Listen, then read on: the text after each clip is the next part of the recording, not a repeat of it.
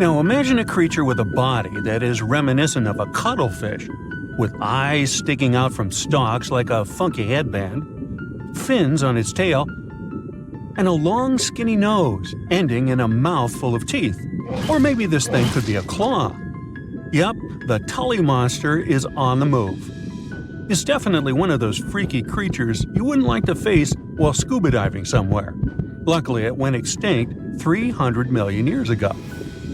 This unusual marine beast was discovered in the 1950s in Illinois, and scientists couldn't even agree what it really was.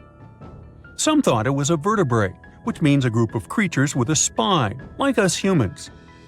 But a team of researchers in Japan studied many fossils of the Tully monster, using advanced laser scanning technology to check them in detail in 3 dimensions.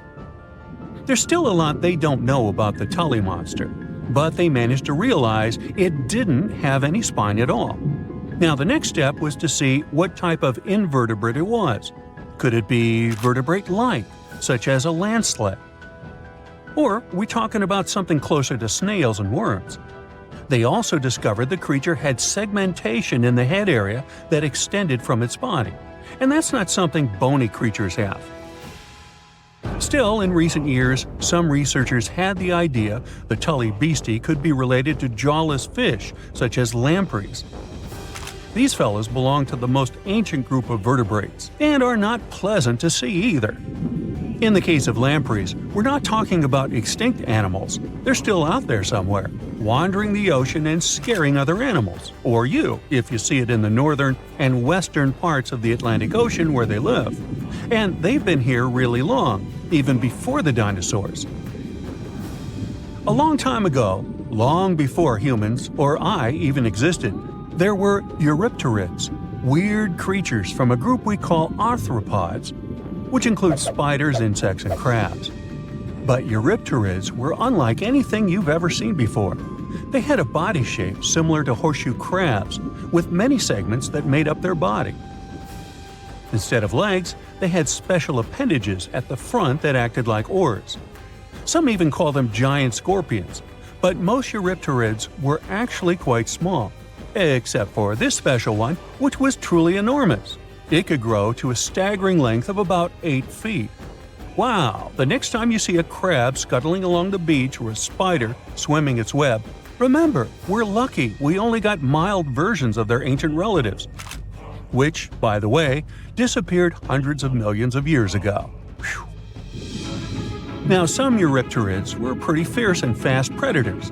They would swiftly swim after their prey, chasing them down in the water.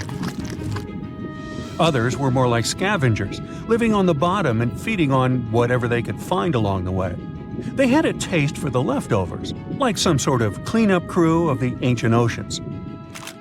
Eurypterids love to spend their time in brackish water environments. It's water with more salinity than fresh water, but still less than seawater. Now imagine you're just floating around and all of a sudden you see this guy. No, it's not some weird tiny spaceship, and you won't see it floating in space, even though that's where it would perfectly fit in, as some weird creature from another planet you'd see in sci-fi movies. You'd actually see it floating in the sea, because we're talking about a really small animal with enormous eyes called Dilophosaurus. Each of its eye bulbs was about a quarter of its whole body length. That's what gives it that space look, like it might live on one of the oceans under the surface where we look for life, like Europa, one of Jupiter's moons, or Titan, Saturn's biggest moon. I could easily imagine creatures like Dilophosaurus giving us a warm welcome once we get to Mars, too. Dilophosaurus had great vision. It would keep a keen eye out for any movement in its surroundings. Once it noticed something, it would swiftly launch its spiky appendages forward. At first, these things looked like tools for fixing stuff, but Dilophosaurus actually used them to capture smaller arthropods. The unusual thing is that even though it had such great eyesight, Dilophosaurus still spent most of its time catching prey in brighter waters near the surface. And yet, scientists found its fossils in the rock layers that are more often associated with darker environments, where animals such as deep-sea crinoids and vampire squids reside today. It's confusing. But one of the explanations for this says it's possible these deep-sea creatures actually lived in shallower waters in the past and later ended up in the depths as the geography of our planet changed over time. No one knew what Dilophosaurus really was. It could belong to a group of arthropods, and it seems to me that's where most of the world's weirdest creatures are. Some believe it could be related to mantis shrimp, while others compare it to blind, worm-like crustaceans that live in dark underwater caves. And check out this enormous worm lurking beneath the sandy ocean floor, patiently waiting for its next meal to swim by. These ancient creatures were like stealthy predators, perfectly camouflaged in their sandy lairs. And now, 20 million years later, scientists have found the remains of their hidden hideaways. The burrow they discovered, shaped like the letter L, was found preserved in ancient sediment on the seafloor of Taiwan. It was around 7 feet long and only an inch wide. That's where the ancestors of modern bobbit worms lived. Bobbit worms have been around for a long time. They can grow to be a few inches to a whopping 10 feet long. A pretty weird creature dominated the skies at the end of the dinosaur age in North America. We know it as Quetzalcoatlus, and it soared above famous dinosaurs like Tyrannosaurus and Triceratops, showing them who the ultimate ruler of the skies was. Quetzalcoatlus belonged to a group of flying reptiles called pterosaurs. They were some of the biggest flying animals ever known to exist. When you think of Quetzalcoatlus, imagine an animal as tall as a giraffe. These incredible creatures had long necks, small bodies, long legs, and wings that were relatively short compared to their size. The biggest of its kind was really massive and held the title of being the largest flying creature of all time. They had long, pointed skulls, while some also had short crests at the back of their heads. And for a long time, researchers were confused about how these giant pterosaurs hunted for food. At first, some even believed that Quetzalcoatlus and its relatives were like giant vultures that scavenged the remains they would find around. They drew such a conclusion because Quetzalcoatlus fossils were found inland, away from the coast where other big pterosaurs were found, such as the crested pteranodon. Plus, many thought these fellas were skilled at skimming, which means lurking over freshwater systems and catching fish. But it appears these massive animals were actually predators with excellent hunting skills. The exact technique they used to catch their prey remains a mystery, though. Now here's another cool discovery, a specific fossil as the oldest evidence of muscle tissue ever found. This fossil belongs to a group of animals that includes modern creatures such as jellyfish, corals, and sea anemones. And it looks so cool and unique, right? It has bundles of fibers arranged in a four-fold symmetrical pattern, similar to what we see in Nedardians today. This arrangement is different from any other fossil from that period. Now, this fossil may look weird, but it helps us understand the evolution of muscle tissue in animals. They, well, all of us actually, got new options for discovering different feeding strategies and generally new things to do thanks to muscles. And it's not like scientists usually get to study fossilized muscles. It's more that they learn about that based on how animals feed, reproduce, move, and do other things.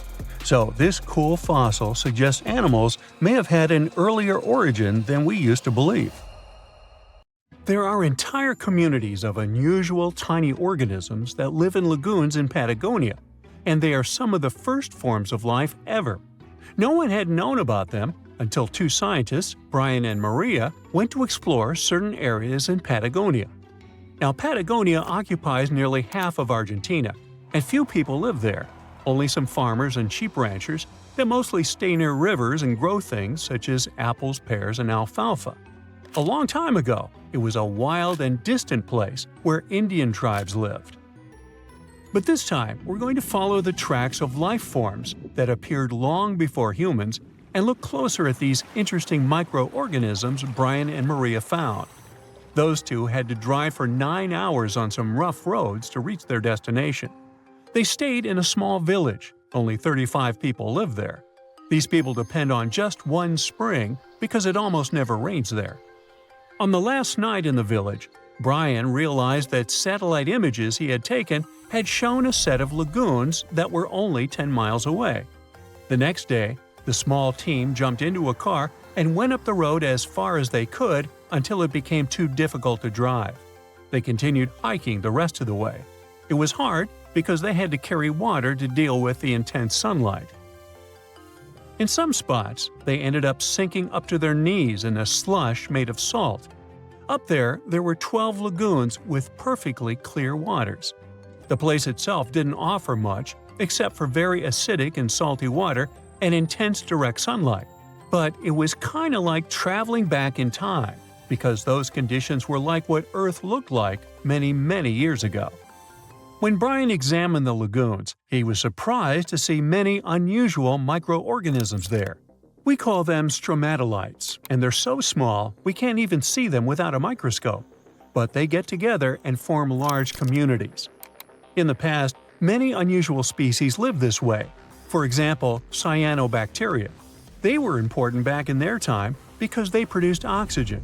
Earth, in its initial stages, didn't have much of this gas in its atmosphere. The first stromatolites might have been formed by diverse types of bacteria that didn't necessarily produce any oxygen, but were just living their peaceful life there. They formed layers, piling on top of one another, so that at least some of them could get a bit of sunlight. They used sand and sticky liquids to stay close together. Brian was also incredibly surprised because those were the biggest living stromatolites he had ever seen. Living stromatolites usually grow to be over 3.3 feet high, but the newly found ones were 15 feet wide and a few feet tall, which is giant compared to those living in other places. And fossilized ones were even larger. A long time ago, they could grow bigger than today because there weren't many other species that could eat or harm them. Also, there are many other organisms today that can grow faster and more massive than them and take up their space. That's why stromatolites can only survive in rare places where hardly anything else can live, like in these very salty lagoons located high above sea level in Puta de Atacama. The stromatolites found there are the most famous ones because they might be some of the best examples of the earliest life on our planet. But they're not actually the first form of life on Earth. The oldest of their fossils are 3.5 billion years old, while some other evidence we have tells us that life on our planet appeared around 4.1 billion years ago. Maybe some stromatolites lived back then as well. But Earth has changed a lot since then, and the places where they might have lived haven't survived. Now, all this may not seem like a lot at first glance, because no one has found an exotic and weird beast our world has never seen. But these are notable examples of what searching for life somewhere else in the universe might look like. Scientists who are interested in studying Mars often come to this place, since it might be similar to what the red planet looked like an exceptionally long time ago. If there were fossils hidden in the ancient rocks on Mars, they might look like these stromatolites. Another faraway land has revealed some of its secrets. It's Antarctica, with an ancient lost world found under its ice. Antarctica hasn't always been this frosty, isolated land of snow and ice sheets. Once it used to be part of the Gondwana supercontinent, together with what is now South America, Africa, Australia, the Arabian Peninsula, and the Indian subcontinent. But at some point, it split off and went to build a life on its own. It formed as other landmasses started to move away, which created its coastline. But Antarctica was different in many other ways back then too. It used to be a land covered in magnificent forests and rivers full of life. Scientists use radar and satellites to explore a mysterious world hidden under the ice there. This ancient land, which is close to the Indian Ocean, is as big as the U.S. state of Maryland or Belgium.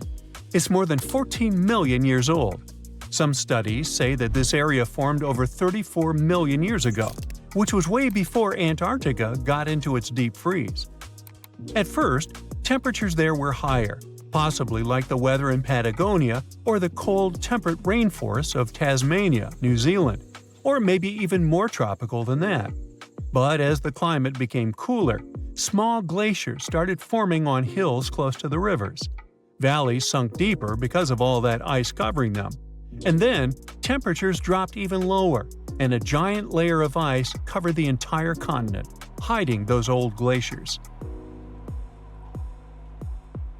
Rivers shaped this lost world a long time ago, way before it ended up covered in ice that's almost 2 miles thick in some spots. Scientific studies of this area showed that those landscapes had been full of highlands and mountains. The ice that formed over Antarctica made the whole area very cold, so the landscape couldn't erode anymore. This means everything has remained basically the same and untouched under the ice for millions and millions of years. What's interesting is that we know less about this land hidden under the ice than about the surface of Mars. One way to explore it would be to drill through these ice sheets to check for samples of sediments below. They could tell us more about the ancient flora and fauna frozen underneath. It's not a new method. A similar method was used to collect 2-million-year-old samples in Greenland. Australia has a secret world too. Ancient organisms were found hidden in rocks in the northern parts of the continent that are about 1.6 billion years old. These microscopic things are part of a family called eukaryotes. The members of this family that exist today include plants, fungi, animals, and even those tiny organisms with just one cell, such as amoeba. All living things with nuclei in their cells, including us, can trace their family tree back to one of the oldest members of this family. That one is called the last eukaryotic common ancestor, and it lived more than 1.2 billion years ago. Those ancient organisms were more complex and bigger than bacteria. Maybe they were the first predators on Earth, hunting bacteria. We're in Siberia. It's so cold here that freezing gusts of wind are burning your face. All that white snow seems to be blinding you. This place resembles Antarctica because of the permafrost. Recently, a group of scientists researched one of the local rivers. With the help of a drilling rig, they extracted several samples of frozen soil. The scientists were shocked to find living creatures inside the ice. Later in the laboratory, they realized that the creatures were microscopic multicelled organisms known as bdelloid rotifers. These creatures looked like little worms. Scientists knew that these worms could live in frozen conditions for up to 10 years. But the age of the rotifers found in the ice was about 24,000 years, and after defrosting, they began to reproduce, as if they had been sleeping for several hours, not thousands of years. Further analysis showed that these organisms could stay frozen for hundreds of thousands of years. The rotifers might have lived during the time when people didn't invent the wheel yet. And this isn't their only superpower. Bdelloid rotifers are among the most radioactively resistant animals on Earth. They can survive in places where there's no oxygen and water. They can also stay alive in areas with high acidity and can live without food and water for a long time. By the way, these are not the only creatures that are known for living for thousands of years. Particular types of moss and some microorganisms are also almost immortal. Nematodes, also called roundworms, are some of the most adaptive varieties of worms in the world. Imagine the Eiffel Tower standing tall and proud. And now, let's make it 10 times higher and place it underground. Exactly at this depth, many thousands of feet under the surface, scientists discovered these creatures. There's no sunlight and almost no air in this place. And since it's much closer to Earth's core than the surface of our planet, the temperature here is higher than in the middle of the hottest desert. Millions of tons of soil above create insane pressure. But all this couldn't prevent life from developing here. When roundworms run out of air, food, or when the temperature becomes too high, they get into a unique state of stasis, or deep hibernation. In this mode, the worm's metabolism slows down, and almost all the processes in their bodies stop.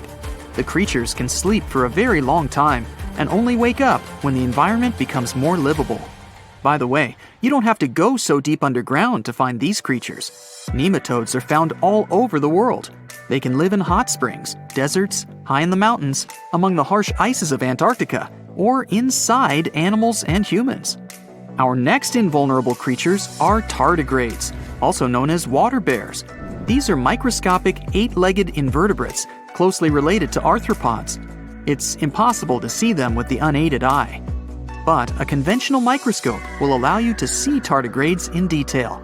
They look like minuscule bears. They're called water bears because they need a thin layer of water around their bodies at all times. It's necessary to prevent dehydration. Tardigrades have been found in all kinds of environments, from ocean depths to sand dunes. They're incredibly robust thanks to their unique organism structure. Yeah, they look soft, but their body is covered with a tough cuticle. This coating resembles the exoskeletons of grasshoppers, mantises, and many other insects. Water bears shed their old layer of the cuticle when they need to grow. Each of their 8 legs has 4 to 6 claws, which helps them cling to any surface. The bears can survive at a temperature that's almost 3 times as cold as the temperature in the ice of Antarctica. Heat doesn't harm them either. They have been proved to survive at the temperature that makes water boil. Also, water bears are not afraid of radiation and high pressure. In the depths of the ocean, pressure can destroy alloys of the strongest metals, but these creatures can withstand pressures 6 times greater. But the coolest thing is that they can live in the vacuum of space. Our planet has a magnetic field. This is a shield that protects us from solar radiation. Tardigrades don't need this protection. They can go into near-Earth orbit and come back unharmed, all thanks to a protein protecting their DNA from ionizing radiation. Like other immortal organisms, water bears can fall into a state of cryptobiosis. Tardigrades pull their head and legs inside their bodies and fall asleep. If the surrounding conditions suggest freezing, drying out, or experiencing a lack of oxygen, they will remain in this barrel form until the situation improves. So those are microscopic organisms and microbes that can only be seen through a microscope. But how about something bigger? Meet ironclad beetles. They live in the southwestern US and Mexico. These insects can not survive high temperatures, live without oxygen, or in conditions of increased radiation. But their shells are so tough that they can only be pierced with a drill or hammer. Their durable exoskeletons are made of a special substance, chitin. It can also be found in the armor of crabs or shrimp. And still, the chitin of the ironclad beetle is so durable that it allows this creature to withstand the impact of a car moving at high speed. In times of danger, they can hide their whiskers and strong legs in special recesses in their shell. Other animals can't bite through the armor, so they spit the beetle out and leave to look for lunch somewhere else. As soon as the danger disappears, the bug stretches out its legs again and goes about its business. Also, the armor saves the beetles from dehydration, which is very useful in hot areas of Mexico and the southwestern US. Inside the exoskeleton, they can store moisture. In other words, these bugs can absorb water whenever they find it and transport this liquid inside themselves. The next creatures are incredibly fragile, but they know how to survive in places where almost no other animals can live. We're going to the southeast of Romania, near the Black Sea. Here, on a desolate wide plain, you can notice a pit. This is a mine leading deep underground. The air on the surface of our planet usually contains around 20% oxygen, but in the mine, it's only 10%. Inside the cave, the air also has an increased content of hydrogen sulfide and carbon dioxide. People can't breathe there without an oxygen tank. We can probably say that the water and air there are poisoned. Almost no animals would be able to survive here. Still, 48 species of living organisms have been found in this cave. 33 of them are newly discovered species. And they aren't the only microbes or bacteria that can't be seen without a microscope. Something bigger lives here. Strange white snails crawl over the walls of the mines. Transparent shrimp and a bunch of unknown kind of leeches swim in the water. White centipedes with huge whiskers and creepy white spiders run on the ground. And they all have been growing here for almost 5 million years. You might notice a water scorpion and another unidentified species of this animal. It doesn't look like its relatives living in hot sands or tropical forests. No living creature here looks ordinary at all. All animals are either white or transparent. They have no eyes, but are equipped with long paws and antennae whiskers that help them navigate in this dark space. The deeper you go into the cave, the less oxygen the air contains. But the number of living organisms is increasing. The air is filled with methane and carbon dioxide. All the inhabitants of this cave have never seen the light of the sun and have never gone out of the darkness. It seems impossible to survive in such conditions where plants don't produce oxygen. The answer to the question of their survival is hidden in a small lake. The surface of the water is covered with strange foam. If you look closely, you can see that this white substance is alive.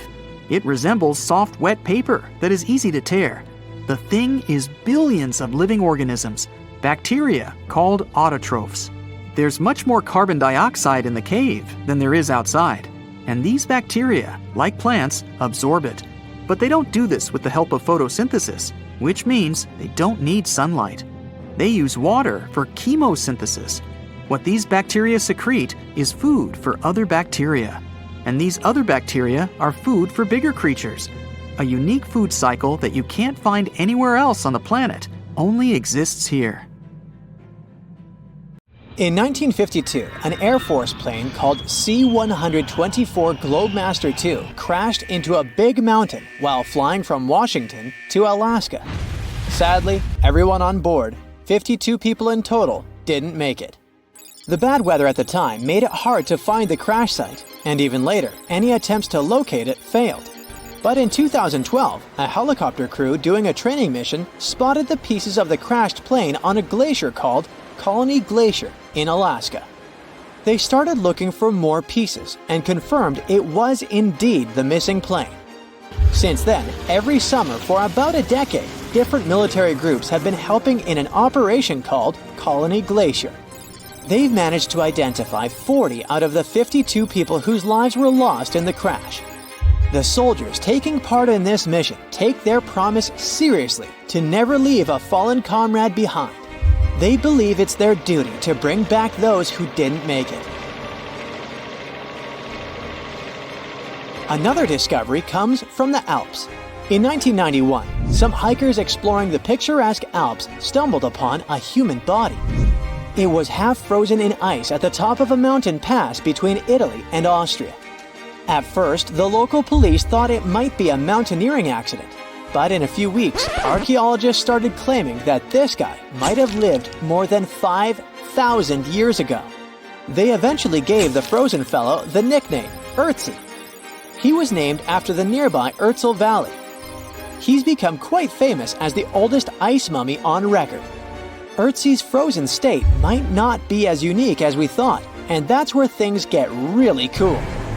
Archaeologists have another theory.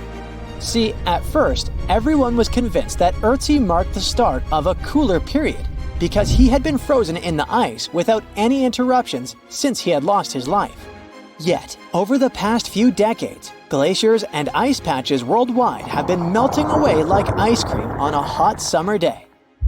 Not just Ötzi, but other ancient relics like bodies, hunting gear, horse droppings, and even ancient skis started to appear.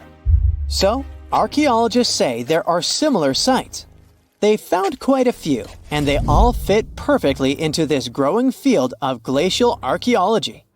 It seems like as the world warms up, it will show even more ancient secrets from the deep freeze. Moving on to another amazing discovery. In 2018, William Taylor and Nick Jarman were exploring the snowy slopes of Mongolia's Altai Mountains.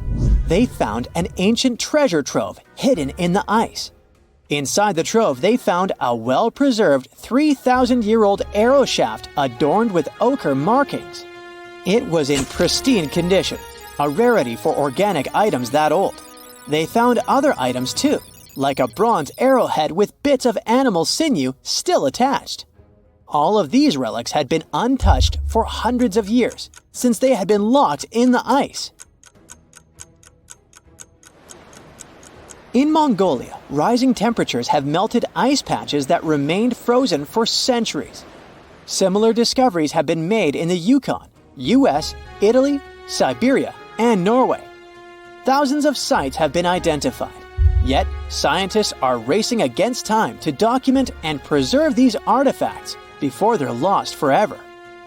The study of these artifacts challenges the definition of these environments as wildernesses and shows how indigenous people coexisted with nature there. Sometimes people find simple items too, as simple as a sandal. This one, discovered on one of central Norway's mountain passes, indicates that people used this route roughly 1,700 years ago. This suggests that there was less snow and ice in that area back then. The sandal, dating back to around 300 BCE, resembles Roman sandals of that era. Again, in Norway, hunters found an iron sword high up on a mountain, more than 5,250 feet above sea level. There's no nearby burial site, and it's puzzling why someone would have a sword in such a remote location. Archaeologists speculate that the owner might have become lost. Then, in 2011, unusual objects resembling giant slingshots began to emerge as the ice melted. Radiocarbon dating suggests that this particular object was crafted around 400 BCE. It measures over 3 feet long and has knife cuts. Those puzzled archaeologists until one team member recognized them as tang, or pliers, used to secure loads on sleds when transporting hay or leaving for animal food. People in the area used hay sleds with pliers until the 1950s, when tractors became more common. Now, let's get back in time to thousands of years ago. We can easily do that by looking at this woolly mammoth. This creature looks a bit like a cherished but slightly worn-out toy. This ancient giant, whose heyday was 39,000 years ago, is the best preserved mammoth ever found. Even its signature shaggy hair is surprisingly well preserved, having been trapped in glacial ice until its recent discovery in Siberia. This remarkable animal is stepping into the limelight in Yokohama, Japan. Scientists are running tests that might bring this extinct species back to life. When they stumbled upon this female mammoth, they uncovered a hidden treasure, a sample of her blood preserved beneath the ice. So they believe this ancient blood could hold the key to resurrecting the mammoth. They also found well-preserved muscle tissue. She was between 50 and 60 years old when she met her icy fate. The discovery of mammoth blood has reignited debates about the ethics of bringing back extinct creatures, like in Jurassic Park.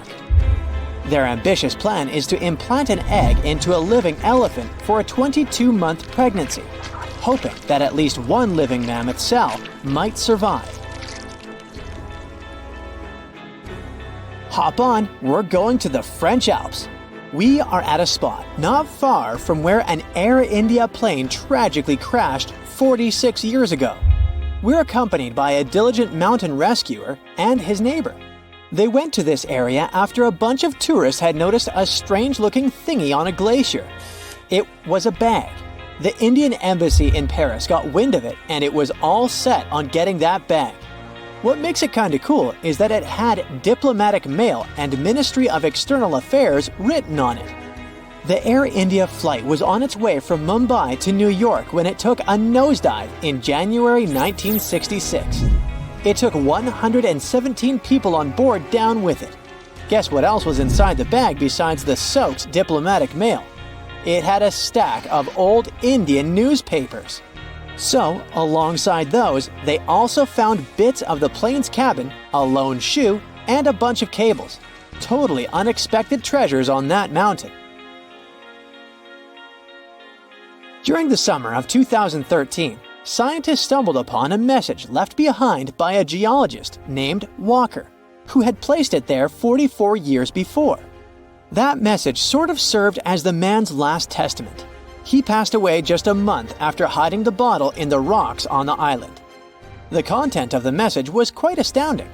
In 1959, Walker had measured the distance from those very stones to the glacier's edge, and it clocked in at a mere 167 feet. By 2013, that distance had ballooned to 400 feet. Researchers are convinced that this stark contrast between the two measurements underscores the consequences of ongoing global warming. Imagine the melting ice in Norway's mountains as a time machine revealing a treasure trove. Nearly 800 Viking artifacts tucked away for over 1,000 years have been unearthed. They give us a peek into the bustling trade networks of the Viking era and the critical role of the mountain passes in this ancient commerce. Among the finds are leather shoes, cozy woolen mittens, stylish tunics, feathered arrowheads, horseshoes, walking sticks, and kitchen gadgets from the Viking chef's toolkit. There are even Viking pack horse souvenirs. These artifacts provide us with insights into ancient travel habits and the peak times when those paths were bustling with activity, and give us a glimpse into the lives of adventurers. The Azores are 9 islands in the Atlantic Ocean, sitting about a third of the way from Europe to North America. A history textbook will tell you that the Portuguese explorers discovered this beautiful archipelago in the 15th century. Until then, they were uninhabited. The islands still belong to Portugal, so there seems to be no controversy or mystery here, except for the fact that some researchers think the Azores were home to an ancient civilization from thousands of years ago. Others support the idea that the famous Atlantis itself was here. In 2010, archaeologists announced that they found some structures on the islands which looked like they were from the Stone Age. If that's true, it would mean that there was a civilization back then which was advanced enough to travel this far and settle on the remote islands. A special scientific commission studied the matter and concluded that those structures were natural rock formations or had a more modern origin. So the first settlers were supposed to have been the Portuguese. It didn't stop some enthusiastic scientists from further research.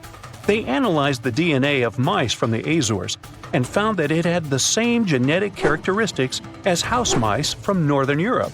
The little rodents couldn't have sailed this far without humans, so it looks like the first people had arrived at the Azores before the Portuguese, and the plot thickens. Dr. Felix Rodriguez, who works at the University of the Azores, is determined to find out exactly when it happened. He's studying the megalithic structures found in the Azores. Similar structures found in Western Europe and the Mediterranean date back to the Neolithic age. According to Dr. Rodriguez, the oldest findings are from 4,200 years ago. It's not clear when civilizations left them. The professor identified 7 megalithic structures in one complex as dolmens for the deceased.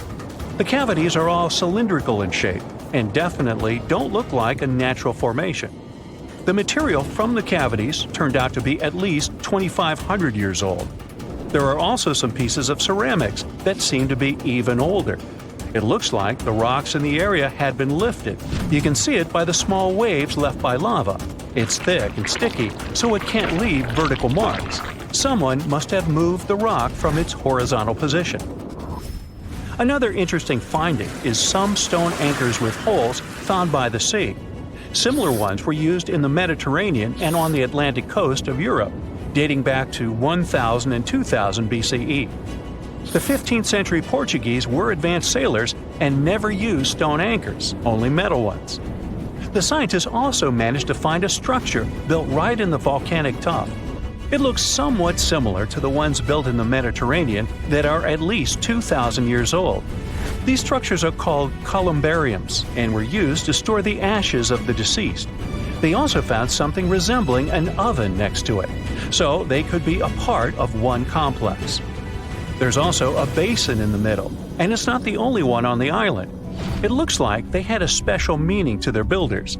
There are channels around the construction. They connect the 4 basins, and the sun lights each of them at different times of the year. It was all carefully planned, as they were lit the brightest during winter and summer solstices and autumn and spring equinoxes. The water passed through all the basins and went directly into the sea.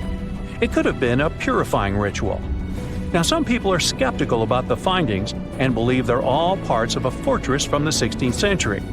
Professor Rodriguez is determined to prove it's all much, much older.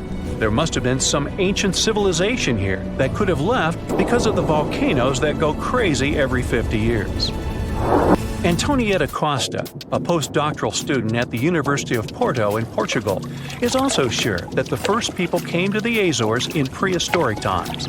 She has studied standing stones with small openings, explained as cuts for quarrying the stones. Costa believes they are part of a calendar system. She noticed that none of the slits in the rocks were aligned with the cardinal east direction. The slits closest to it are smaller than the ones facing other directions, so it can't be just a coincidence. It also looks like the slits are aligned with the solstices, and that's what makes Costa think it could be a calendar. She also thinks the inscriptions left on slabs of bedrock on the islands are much like those maps that were left on the rocks during the Stone Age in mainland Europe. Another interesting theory about the Azores is that it could have been the location of the famous Atlantis, which was lost under the sea. Since the Azores archipelago is in the middle of an ocean, it could technically be a perfect place for that. A 20th century scholar quoted Plato to prove this theory was right. The Greek philosopher suggested that Atlantis was in between the continents. The coins and sculptures supposedly found in the Azores when the Portuguese just arrived also point that there was someone else present there. And way more recently, in 2013, a sailor found a huge structure looking like a pyramid off the Azores coast. It was most likely a large submarine volcano, but it's much cooler to think it was some big deal in Atlantis, right? Peru has its own mystery. Amid the desert, you can find some eerie marks called the Nazca lines. They're known as geoglyphs and were created more than 2,000 years ago by the people of the Nazca culture. Thanks to a dry climate and strong winds in the desert, most of the Nazca lines have reached our day. To create them, Nazca people removed the top layer of the pebbles and revealed the soil beneath the ground. The color of the soil changes from reddish-brown to yellowish-gray, so the lines always look different. Most of the geoglyphs depict plants and animals. You can clearly see a monkey, a whale, a condor, a hummingbird, a spider, various flowers, trees, and other plants. There are also some geometric shapes, such as triangles, trapezoids, and spirals. Since they were discovered in the 1920s, scientists have offered different explanations for the lines. Some say that in Nazca culture, people ascribe special significance to these motifs, so they probably created these shapes for deities in the sky to see. Others believe they were a sort of astronomical calendar, and animal sketches were modeled after groups of stars. This theory was proved wrong, so the purpose of the lines remains a mystery. Another place that leaves many questions is Nemrut Mountain in Turkey. This mountain has a complex of monuments with temples and tombs. It was built by the Kingdom of Commagene, which ruled here around the 1st century BCE. There are statues of King Antiochus, 2 lions, 2 eagles, Zeus, Hercules, and Apollo. Archaeologists found the ruins of this complex at the end of the 19th century. They thought it had been built by the Assyrians. Then, some of the most famous scientists of the time came here and found an inscription in Greek. It had details about the sculptures and the names of important members of the Commagene royal family. It looked like it had been put there for future visitors. The scientists established that the statues used to be full-size figures. Changes in temperature, strong winds, snow, and the bright sun didn't leave them a chance to last in all their original glory. Plus, the complex is in an earthquake zone, so all you can see now is mostly the heads of the statues. They look incredibly complex and large for their time. The biggest question is, how did the people who lived thousands of years ago manage to create such huge sculptures on top of the mountain? It's obvious that they worked on shaping the limestone blocks up there and not on the ground. So, stay tuned. We'll keep an eye on this. You are lost deep within the jungle in the Yucatan Peninsula in Mexico. There are strange noises all around you, and to make it worse, the sun is setting. Soon, you'll be alone in the middle of an unknown rainforest. Guess it was a pretty bad idea to come looking for El Dorado on your own, wasn't it? You keep walking as fast as you can, when suddenly, wait! What's this you're seeing? It looks like large stairways made out of stone. This definitely doesn't look natural, so you take a picture. Maybe you didn't strike gold, but you might have just found something relevant. Congratulations! You found Akamtun, a long-lost Mayan city, hidden 37 miles into the jungle. The name literally translates to stone column. Stone was probably in at the time, so these guys used a lot of it to build their pyramids, houses, and even ball courts. If you ever thought that Europeans invented ball games, think twice. Mayans loved to play ball games for recreational purposes.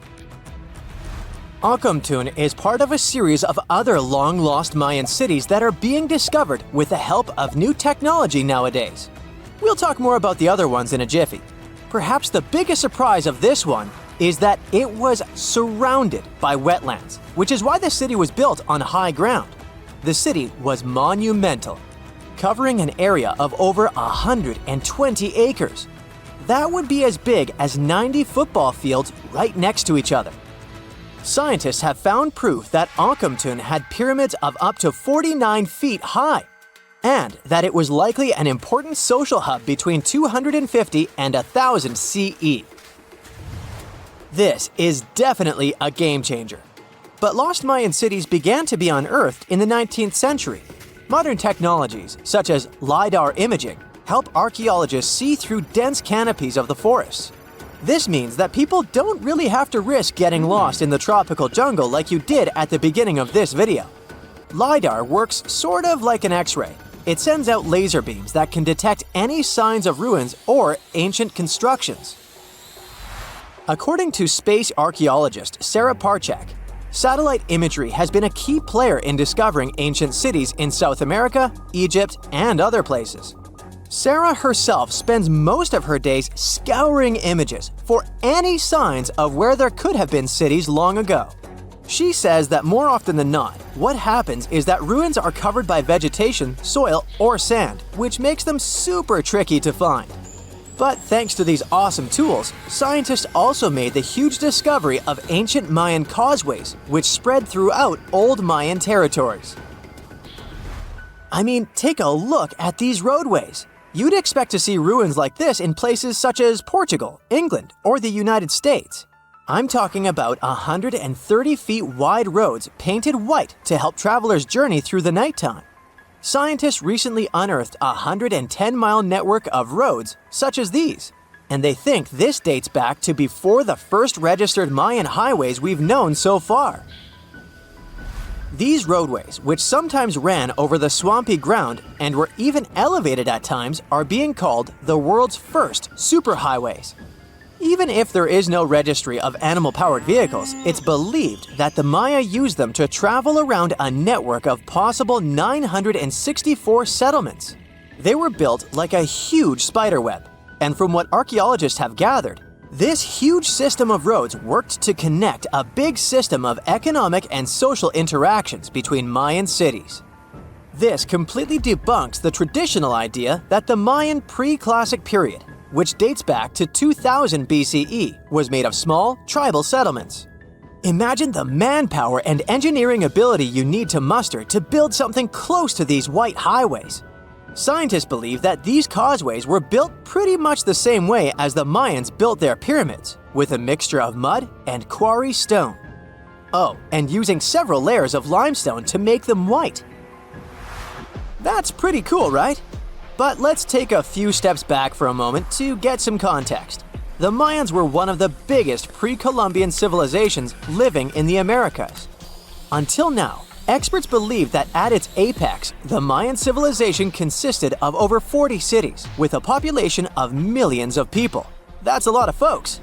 Their civilization spanned Mexico's Yucatan Peninsula, Guatemala, and Belize. And they survived mainly on agriculture. The thing is, the Yucatan Peninsula was an extremely difficult place to grow crops. So the Mayans had to develop a complex irrigation system in most of their cities. They built a series of ceremonial buildings, pyramids, and plazas. The Mayans might have been keen pyramid builders, but they also developed an advanced astronomical system. With whatever ancient technology they had, they were able to predict the exact location of planets such as Venus and Mars, as well as the exact dates of eclipses. If you've ever seen examples of ancient Mayan cities, this is Tikal. Located at the heart of the Guatemalan jungle, Tikal is believed to have been the capital of the ancient Mayan conquest state. At its height, it was comparable in importance to cities such as London or New York in today's world. It's composed of a series of complex monuments. The North Acropolis is one of Tikal's most ancient complexes of monuments. Built solely by human hands around 350 BCE, it served as the resting place of kings and chiefs. Its monuments are up to 200 feet high. Back in the day, the step pyramid temples were painted a beautiful red. Mayans loved that color. Today, of course, you'll only see the limestone. Then there's Chichen Itza. It's got one of the best preserved pyramids on Earth to date. Located in Mexico's Yucatan state, this Mayan city is well over 1,500 years old. At its peak, it was home to 35,000 people. The site covers 4 square miles of land. The highlight is El Castillo, a tremendous step-like temple standing 80 feet above ground. Its most peculiar feature is that it has 91 steps up each of its 4 sides, including the upper platform, which makes for 365 steps, the same number of days as the solar year. You can see that these folks were a pretty big deal, huh? That's why nobody can really understand what happened to them. There's a big lack of evidence on the decline of this almighty empire. What could have been the cause of their demise? Was it a drought? New research in 2017 did bring some new discoveries into the mix. Using data from a site at Ceibal, located at southwest of Tikal, scientists analyzed radiocarbon data from ceramics and archaeological excavations to extract new information about the unexpected demise of this great civilization. The information shows that instead of a sudden collapse, the Mayans most likely fell in waves of social instability and political crises. These events are believed to have deteriorated Mayan city centers and began causing the dispersion of the Mayan population. It's hard to pinpoint the exact causes, though. But hey, recent discoveries are shedding a big light on humanity's past. Not only about the Mayan Empire, but about other long-lost civilizations of South America. A major recent discovery in Brazil was done using satellite imaging technology and is also shocking scientists. Some images from near the Xingu River, also in the Amazon, suggest that cities of millions of people might have existed inside the jungle, way before our modern civilization ever existed. I mean, if this doesn't shock you, I don't know what will. Satellite imagery also detected a network of trenches dating back to 200 and 1200 CE in the Bolivian Amazon forest. These proofs suggest settlements that could have supported around 60,000 people right in the middle of the Amazon forest. When researchers from the University of Florida went on ground to check the satellite information, they were shocked to find several mounds that were accompanied by ditches and geoglyphs. Archaeologists also found remnants of carefully designed walls centered around plazas, much like the type of construction done by the ancient Mayans. 54,000 years ago, there was one interesting group that lived in caves. A father, daughter, and a couple of other members who were their close relatives. And the cool thing here is that they were the first Neanderthal family we know about. A team of scientists studied ancient DNA from their teeth and bones to learn more about early human society. And this research showed a cool thing. They probably lived in these caves at the same time, together. There were 11 Neanderthals that lived together in one cave, and 2 others from another cave that was somewhere close in the neighborhood. So there were 13 of them, 8 grown-ups and 5 kids. Together with their DNA, scientists also found their stone tools and animal bones. Neanderthals are the ancient human relatives that are definitely the closest ones to us. Their skull was long and flattened if you compare it to the skull of Homo sapiens that's more globular. They also had this specific prominent brow ridge above the eyes. You can easily recognize them by their face too, with the central part of the face protruding forward. Plus, they had a large, broad nose. Some believe their nose was a way of adapting to living in cold, dry environments. When the inside of the nose is bigger, it moistens and warms the air you breathe better. Unlike us, they didn't have much of a chin. Also, scratch marks on their front teeth tell us Neanderthals used them like a third hand when they would prepare food and work with materials they used. Their bodies were strong and muscular, with wide shoulders and hips. Their average height was 5 to 5.7 feet, with a weight of 140 to 180 pounds. Their stocky appearance with short lower arm and lower leg bones minimized their skin surface, better protecting them from the cold. Their lifespan was about 30 years, even though some of them lived longer than that. Neanderthals would dwell in regions that are now Europe and Asia for over 350,000 years. They disappeared somewhere around 40,000 years ago. That's about the time we could find traces of Homo sapiens in Europe. Their families were close-knit groups of 10 to 20. That's a lot less than the population of any ancient or modern human community. It's more like the size of groups of endangered species that are close to going extinct. These Neanderthals lived in their caves with small communities, but they didn't live isolated from the rest of their kind. They relied on each other for survival. They took care of one another, especially those who couldn't care for themselves. Also, their caves aren't as primitive as we might imagine. For example, they had a hole close to hearths and they would probably use it to heat water. Also, they would organize their space. They had sleeping areas, parts of the cave where they could leave trash, and areas where they could make stone tools and prepare their food. They would travel through the river valleys to catch their prey, such as bison, ibex, horses, and other animals. They were skilled in planning their strategies. Some studies showed they were aware of reindeer migration patterns, so they would plan their actions according to their predictions of where their prey could move. One of the biggest animals they would go after was the woolly mammoth. You know them, a relative of modern elephants covered in fur with a weight of up to 12,000 pounds that went extinct a long time ago. And studies showed woolly mammoths and Neanderthals shared some genetic traits. It's not that surprising when you think about it. Both species developed from African ancestors before they managed to adapt to the cold, harsh climates of Eurasia during the Ice Age. So they faced similar conditions and both went extinct at about the same time. Neanderthals also used stone to make tools, similar to ones other early humans used, such as scrapers and blades made from stone flakes. These tools scientists found in both of the caves they studied are created using the same raw materials. That means the communities probably hung out and interacted with each other in some way. Until the 20th century, many thought that Neanderthals were very different from modern humans, considering their genetics, physical appearance, and behavior.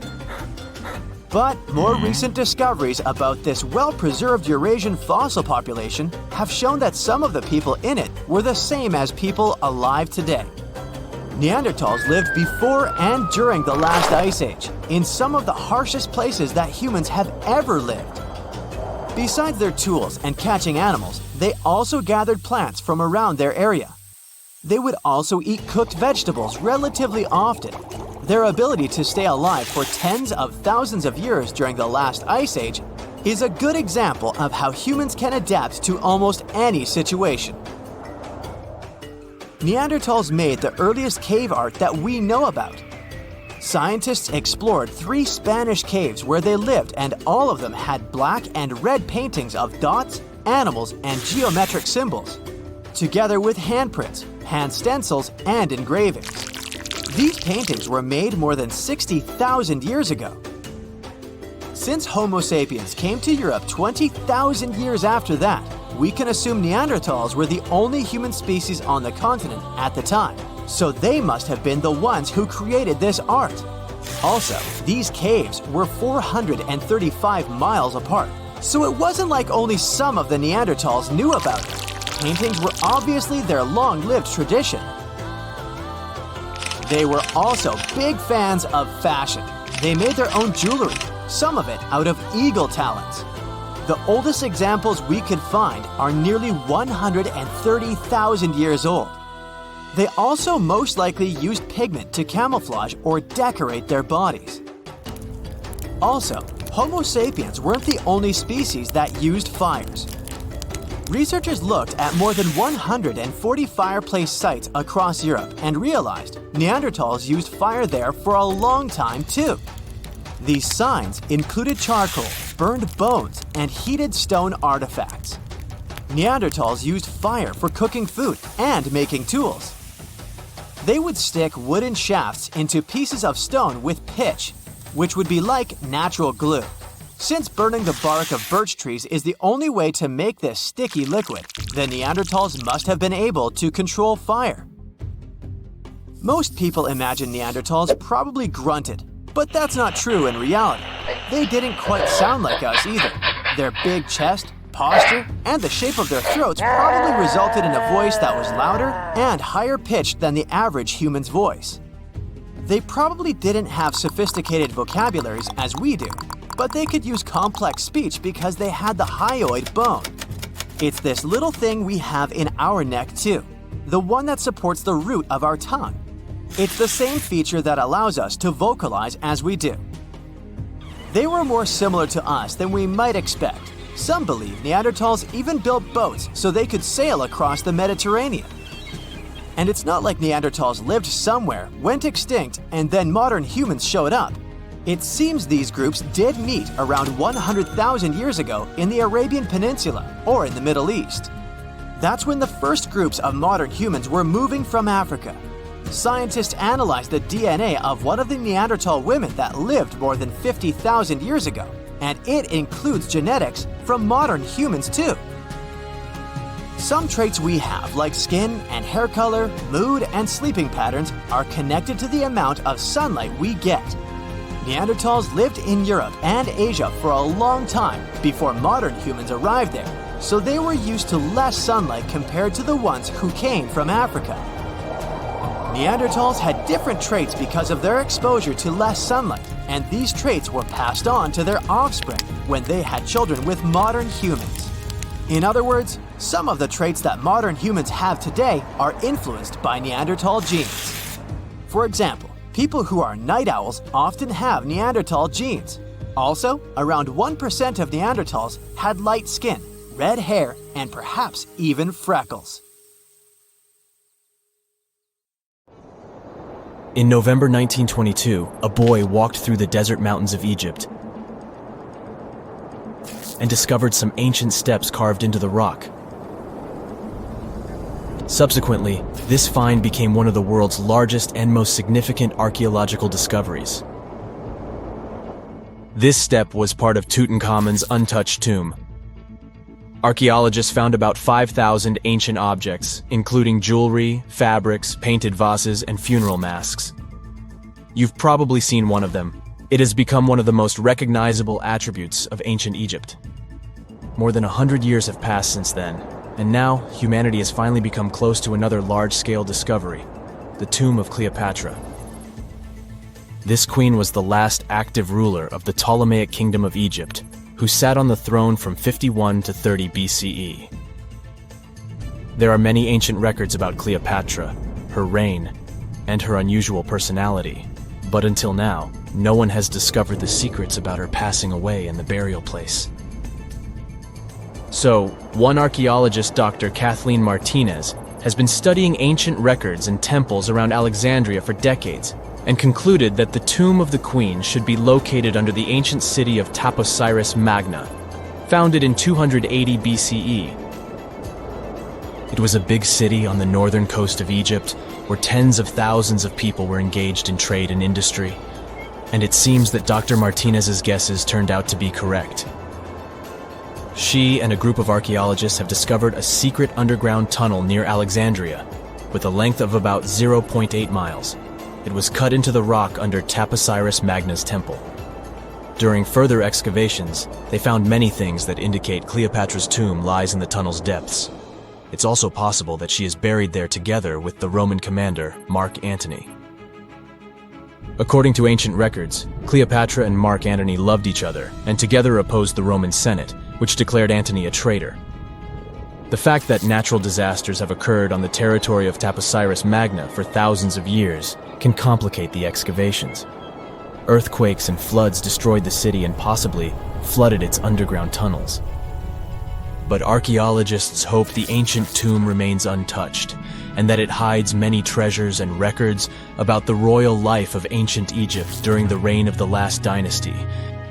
There's a chance that excavations will go underwater and in the mud. This will require much time and funding, but archaeologists are sure it's worth it.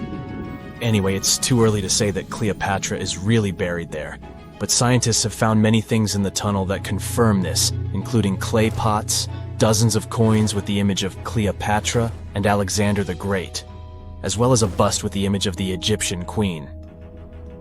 Cleopatra is still one of the most popular personalities in Egypt, on an equal footing with Ramses III and Tutankhamun.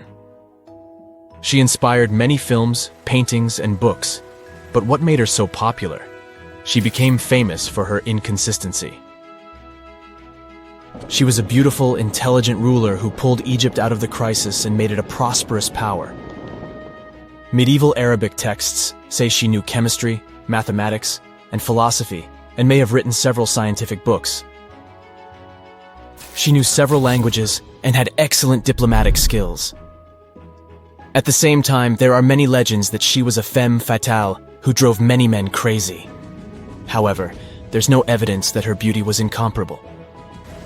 The image of a stunning model was created by Hollywood when it made several films where famous actresses performed the role of Cleopatra. And the Roman Emperor Octavian, the adopted son of Julius Caesar, specially created the image of Cleopatra as an insidious seductress because he was her enemy. Even though she was born in Egypt, Cleopatra wasn't an Egyptian.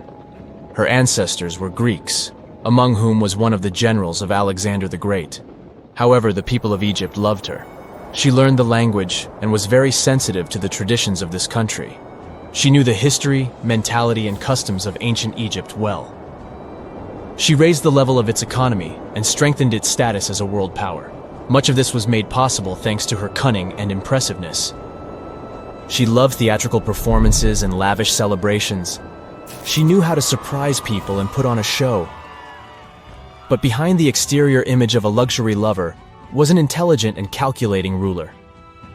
Ancient Egypt was a rich, luxurious country, and Cleopatra did everything to increase its wealth and strengthen its position in the international arena.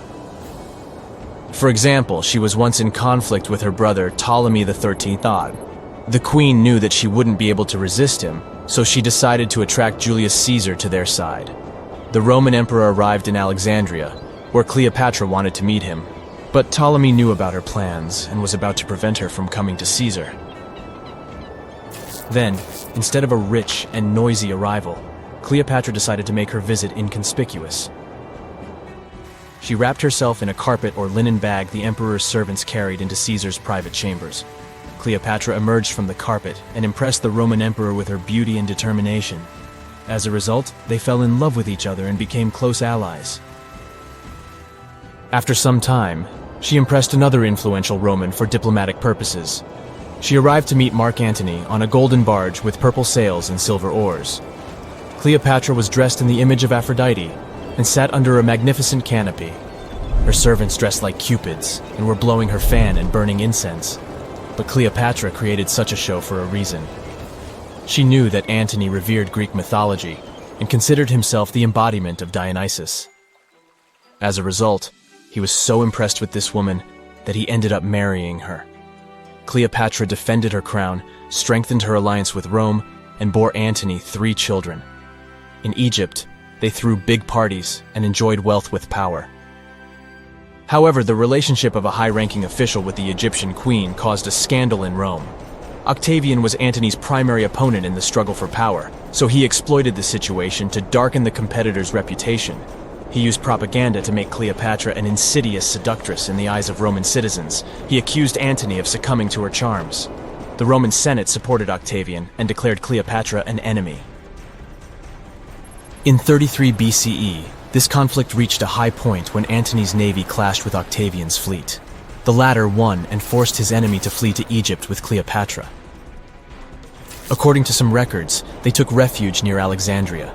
Pursued by the Romans, they hid in one of Cleopatra's palaces and met their end. Some legends say that Cleopatra was an expert in poisons. She provoked a venomous snake, a viper or an Egyptian cobra, to bite her.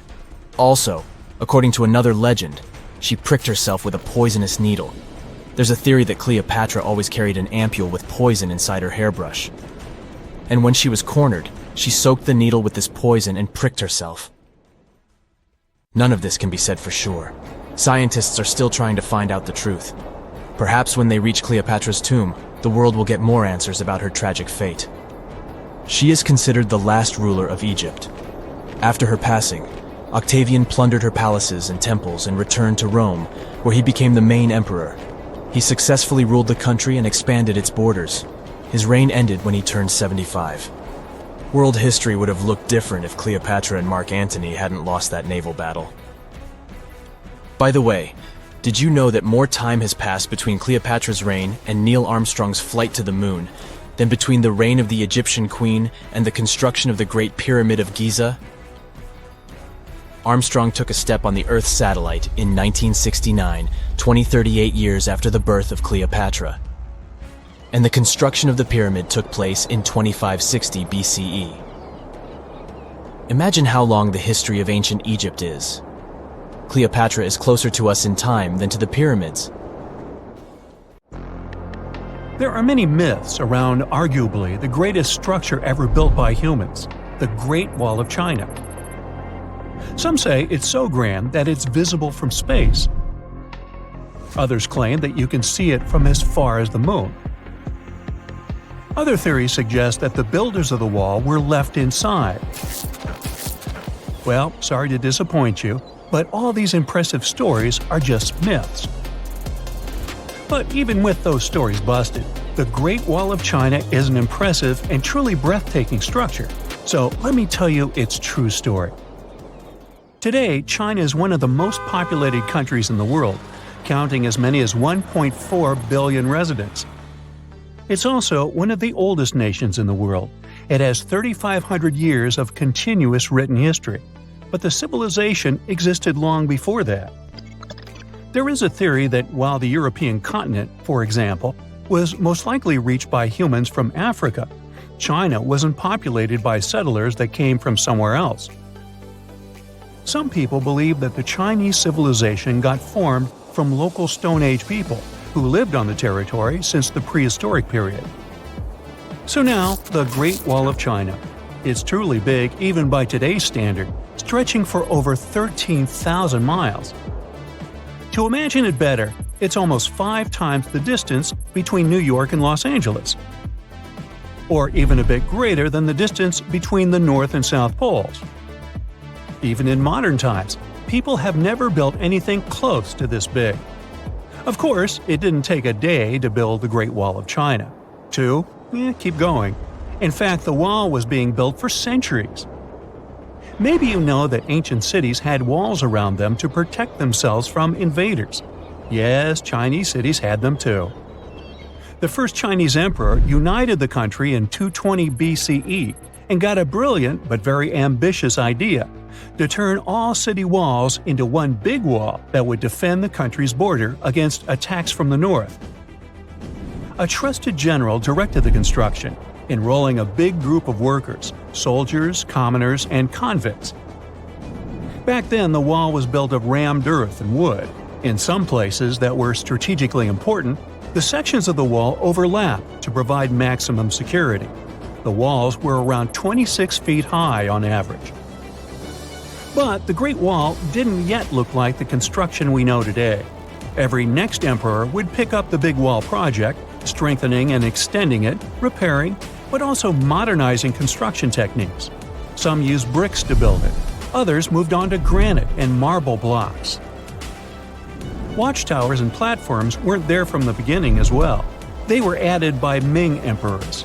The watchtowers made it possible to communicate with other parts of the wall through smoke and fire messages. So, the wall is quite inconsistent in terms of material, but it only adds more charm to the construction and shows how much effort and time it took. The reasons why some parts of the wall have been standing for centuries and are still in good condition is glutinous rice flour. Turns out, this sticky rice mortar is almost like cement. It's very strong and waterproof, sealing the bricks so tightly together that even sneaky weeds can't grow between them. You may also notice that some bricks have writings carved on them. They were left by the workers who were building the wall. The purpose of those writings is quality assurance. They contain such information as location, quantity, and responsible officials. So, in the case of some problems with the quality of materials or constructions, it would be known who should be held accountable for it. Recently, a research group has looked through official historical documents of the Ming Dynasty that ruled China from the 14th to the 17th centuries. They came across records of secret doors in the Great Wall, so they decided to find them. They used a flying robot to capture continuous centimeter resolution photos of the wall. They photographed 90% of the wall that was built during the Ming Dynasty and discovered the remains of over 220 secret doors along the wall. Some of them have a specific width and height that allows only one person to go through. Others are large enough to allow 2 horses to pass at the same time. Why are the doors there? Well, the Great Wall's main goal was to protect the country from the enemy. Building doors that could let the enemy in would undermine the whole point of having a wall. So, of course, the doors were secret passages. They perfectly matched the surroundings topographically, and the exit on the outside was camouflaged with bricks so that it was almost completely indistinguishable from the brick wall. The wall was never just a defensive wall, and it was never completely closed. It could be opened on demand. It was also a structure used for trade and commerce, communication between inside and outside the wall, and of course, for defense and spying. Some doors were used for trade with the other side. Through smaller doors, a person would sneak out to spy on the enemy that lived on the other side. The hidden gates were also useful for a sudden attack. As you remember, some gates were camouflaged with brick on the outside. The exit was so indistinguishable that the enemy had no idea exactly where it was located. The inside entrance for Chinese soldiers was hollow, so they could walk through the wall and break the camouflaged exit gate from the inside, starting their surprise attack. Now, even though the main point was to prevent outsiders from getting into the city, the wall wasn't too effective on that matter. It could still be climbed over or marched around. So the wall was being watched at all times, and the guards gave signals to the troops if they saw the enemy approach. Also, the wall provided more time to mobilize and bulk up the country's forces or lure the enemy troops into a difficult strategic position. The construction stopped at the end of the 19th century. The wall lost its strategic and military importance due to technological advances. Over the centuries to today, only 8% of the Great Wall is in good condition, and the rest is damaged.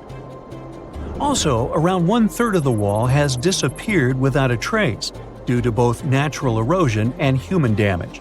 I guess you could say it's now just a pretty good wall. As you remember, the first parts of the wall were built out of rammed earth and wood. These are not the most unfailing materials if we're talking about thousands of years. Also, destructive farming methods have turned large areas into a desert and contributed to erosion. Also, many bricks were taken away from the wall in the last century to be used in building farms and houses. The wall is being deconstructed stone by stone even today, but this time by tourists. Quite a few of them take a stone as a souvenir. That's a total of a lot of stones, considering that over 10 million tourists visit the Great Wall every year. Since 1987, the wall has been a UNESCO World Heritage Site, highlighting that it has an outstanding importance to humanity. The wall is one of China's 56 World Heritage Sites, second place among countries with landmarks protected by UNESCO. Who's first, you ask?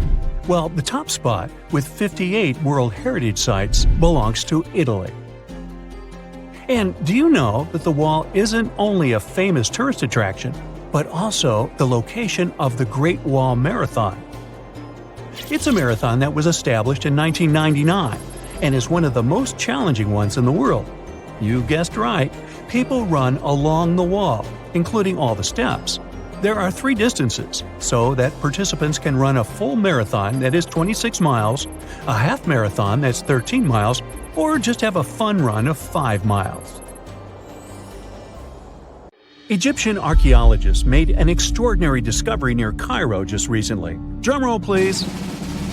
The most ancient and most complete mummy yet discovered in the country. Yes, they were keeping it under wraps. The 4,300-year-old mummy was found in a group of tombs close to the step pyramid of Djoser, dating back to the Egyptian Old Kingdom. It was covered in layers of gold. The team also found several other tombs, including one belonging to an ancient Egyptian official and another belonging to a secret keeper who had the power to perform special ceremonies. Another interesting tomb was that of a writer, which featured the largest statues ever found in the area. This vast burial site is also home to more than a dozen pyramids and resting grounds. Probably one of the most famous mummies in the world is that of Hatshepsut. She ruled Egypt like a boss for around 20 years, building all sorts of impressive buildings and creating new trade routes.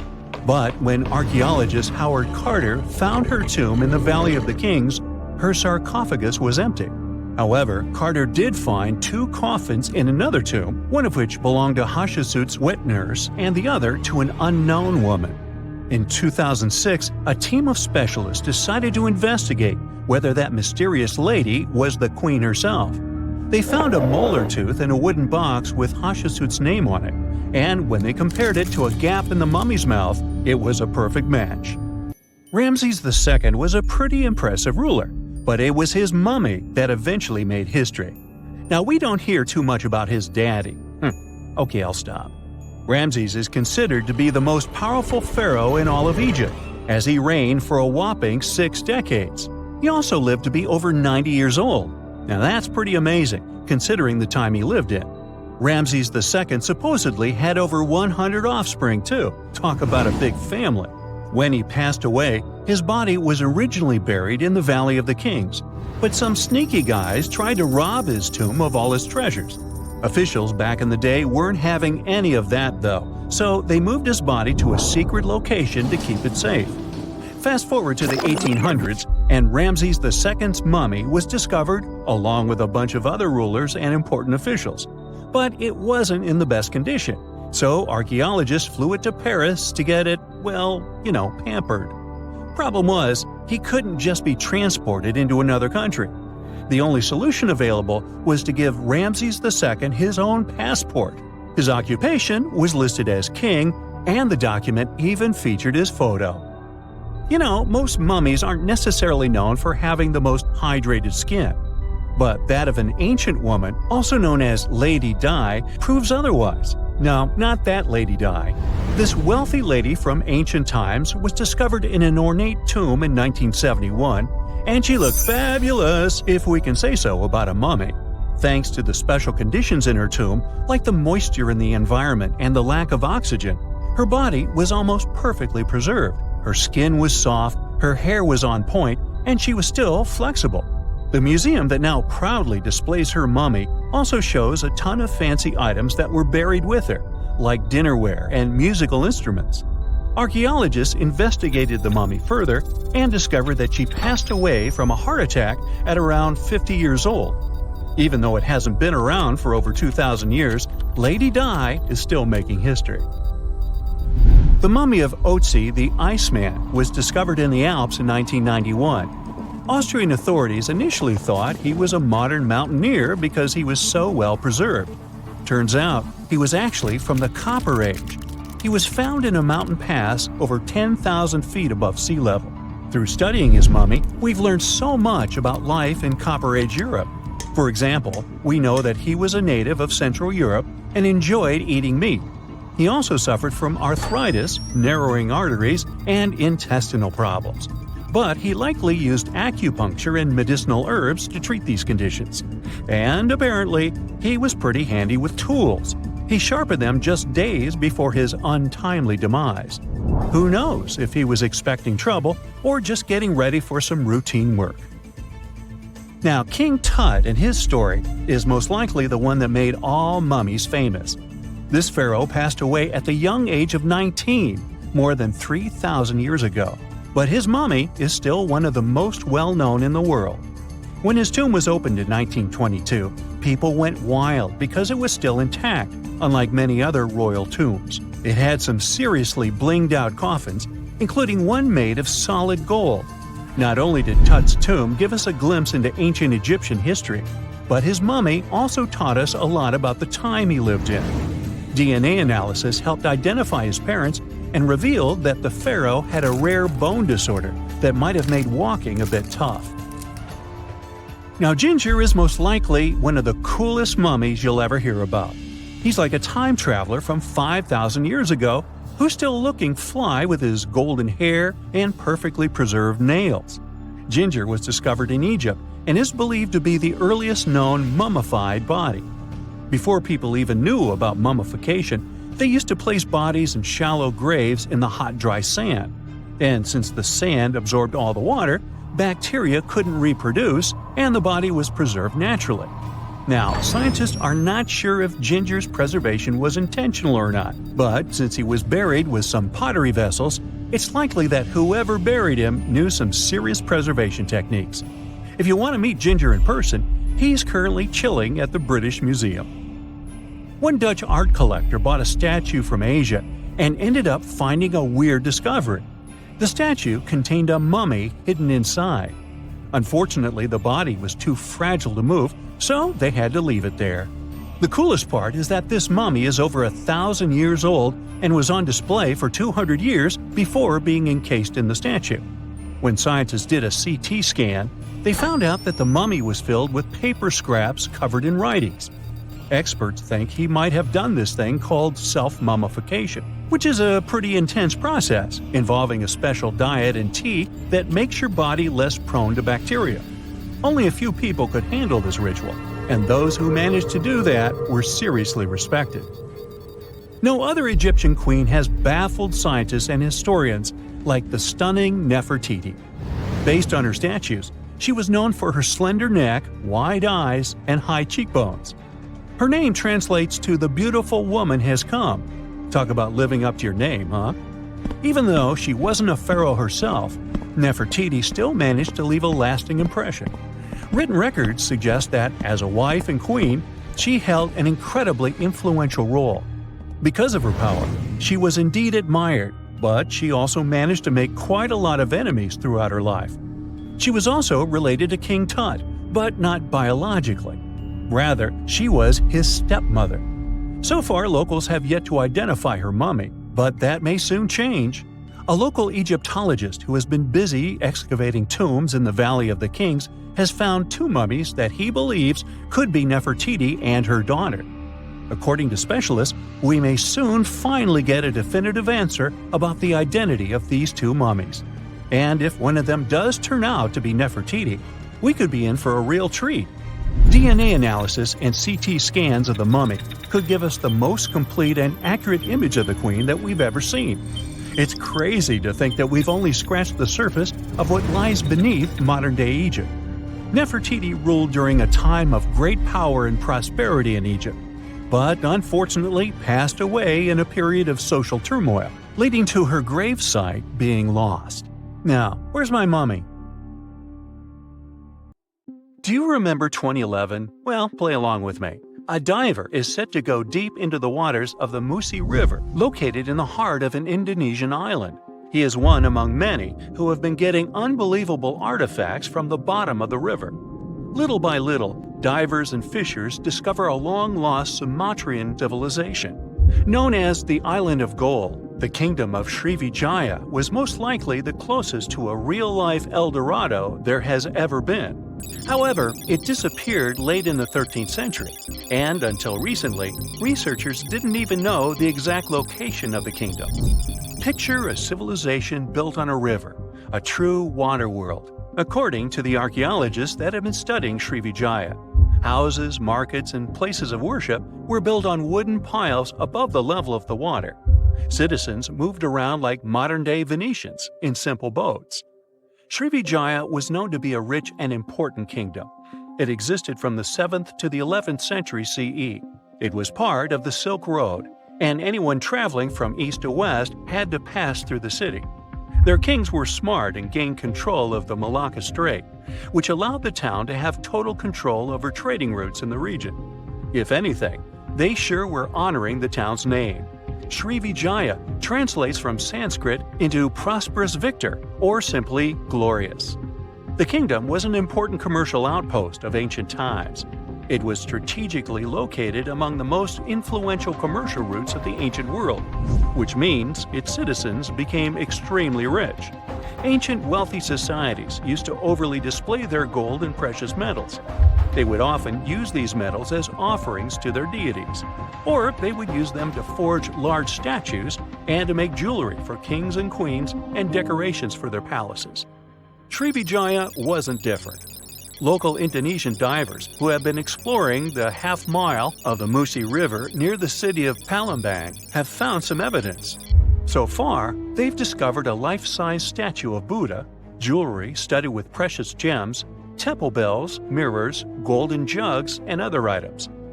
No official archaeological excavations have been done in the area, so these artifacts are the first items of the Srivijayan Empire ever found. Sean Kinslett, a British maritime archaeologist who has reported on these discoveries, says he is truly surprised. For long, people have been speculating about the true wealth of Srivijaya, and it seems that the rumors have been confirmed. We're starting from ground zero, he says. We don't know what clothes the people of Srivijaya wore, what their tastes were, what kinds of ceramics they like to eat off. Even though this discovery has brought excitement to the scientific community, there is a downside. Divers and fishers sell the retrieved artifacts at the International Antiquities Market before archaeologists can take a look at them. Researchers could try to buy some items, but they're sold for millions of dollars worldwide. Most of the information we know about this El Dorado of the East was learned from merchant accounts of the city. These descriptions say Srivijaya was a kingdom of human-eating snakes and multilingual parrots. That's weird. Some say its active volcanoes gave the town an eerie and enigmatic sight, and all stories emphasize the amount of gold available there. Travel reports were a common way to describe cities in ancient times. In case you didn't know, this is how the legend of El Dorado originally began. As European explorers began their excavations in South American lands back in the 1500s, the word got out that an Amazonian civilization used to paint their leader in gold as an offering to higher powers. The legend of El Hombre Dorado, also known as the Golden Man, began to quickly spread around Europe. It turned out that it was only a ceremonial piece of pre-Columbian civilization. It had nothing to do with the land of infinite gold. Now, no one knows what brought about the decline of the Srivijaya Empire. Some speculate that its active volcanoes could have swallowed it, or maybe wooden houses built above the river eventually sank. Maybe if divers keep retrieving lost items from the bottom of the river, archaeologists will be able to figure out what happened to the city. It seems to be quite common in the history of the world. Some ancient civilizations disappeared without a trace, as happened with the Mayan civilization, for example.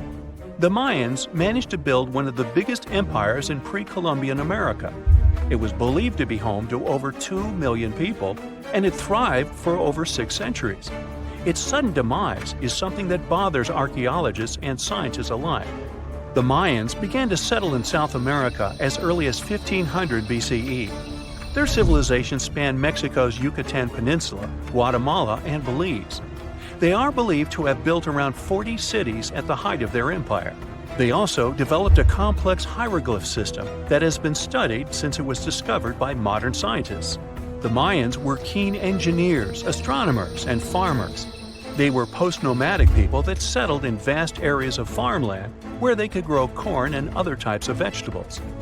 Archaeologists are still learning a lot about the Mayan civilization by examining their ruins. The city of Chichen Itza, located in the Yucatan Peninsula, is one of the most important Mayan sites unearthed today. The site is made up of a total of 26 ruins, and it is home to a world-famous pyramid known as El Castillo. It consists of a series of square terraces with stairways on each of the 4 sides of the temple. It was built as an homage to a feathered serpent deity. The Mayans were such architectural geniuses that they managed to build a pyramid that cast a particular shadow. More specifically, in the late afternoon during the spring and fall equinoxes, the pyramid casts several triangular shadows that create the illusion of a feathered serpent crawling down the pyramid. And they created this with none of the tech we have today. The city is so amazing that since 2007, it has been considered one of the 7 wonders of the New World. The Mayan Empire thrived for over 6 centuries due to their wise resource management system and astronomical knowledge. They were able to accurately predict eclipses and, using their rudimentary technology, could even locate Venus and Mars. They had everything to thrive for much longer than they actually did. This is why the Mayans' fall intrigues modern scientists so much. No one has been able to understand completely what led to their demise. That is, until a recent discovery. A study done by NASA claims it can explain what might have happened. Scientists have uncovered a sample of pollen trapped for over 1,200 years in ancient layers of lake sediment, which dates back to the time just before the collapse of the civilization. The analysis has revealed something completely new about the Mayans. Instead of the suspected claims that the Mayans disappeared due to terrible disease or some extended conflict in the region, it could have happened due to deforestation. Perhaps to build their entire empire, they had to cut a lot of trees. Without trees, their soil could have eroded, and all their fertile lands could have slowly and gradually become barren. According to NASA scientists, the temperatures in the region could have risen by about 6 degrees, and from that point on, the land would have become even drier and crops more difficult to grow. Basically, NASA says that the Mayans couldn't do the sole thing that made them thrive, which was agriculture, and their kingdom began to decline. Oh yeah, and this theory was supported by yet another find. Archaeologists found skeletons from the time of the empire. Those had prominent signs of malnutrition. This theory might really shed new light on Mayan history. It could explain what brought down such a powerful civilization. So, what do you say? Which theory is true? Have we actually managed to find out the reason for the fall of the Mayan Empire? Have you heard of Göbekli Tepe? It's an ancient site in Turkey that literally made historians rewrite history books. Over 11,000 years ago, a group of prehistoric humans crafted an enigmatic masterpiece that's even older than Stonehenge.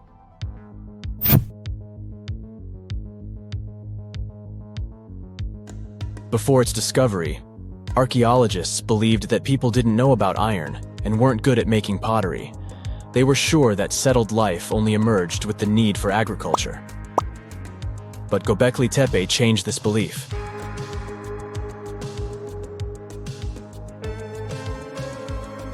The place has revealed that it was the temple that paved the way for a settled life, not agriculture. Until this discovery, researchers believed that farming was the catalyst for sedentary living.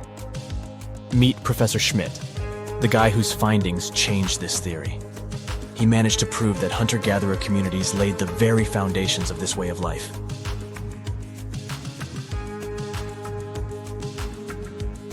Back in the 1960s, other archaeologists visited the area, but they totally missed the mark. While surveying the region, they stumbled upon a hill with scattered limestone slabs and concluded it was just an old burial ground from medieval times. Little did they know that there was so much more to uncover.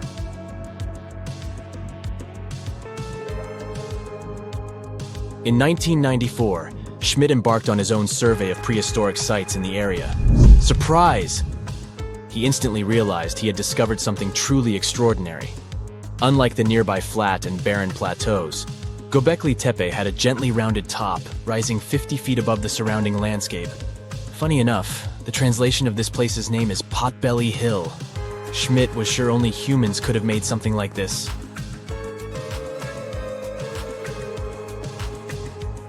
Those broken limestone pieces that were mistaken for gravestones turned out to be way more exciting. It was like stumbling upon a hidden treasure. The pieces took on a whole new meaning, and Schmidt with his team was about to dive into the secrets waiting beneath the surface. To their surprise, they found no traces of a settlement. No hearths for cooking, no houses, and none of those adorable clay figurines commonly found in nearby sites of similar age. However, they uncovered that those ancient people used tools like stone hammers. So, Schmidt and his team put their heads together and took a wild guess at the age of Göbekli Tepe's stone structures.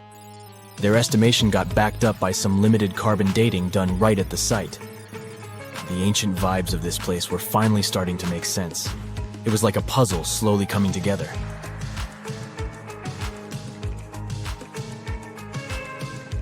You may think that back then, people didn't have special tools to create something as cool as Göbekli Tepe. Not true. Turns out, these prehistoric folks used flint tools instead of fancy metal chisels.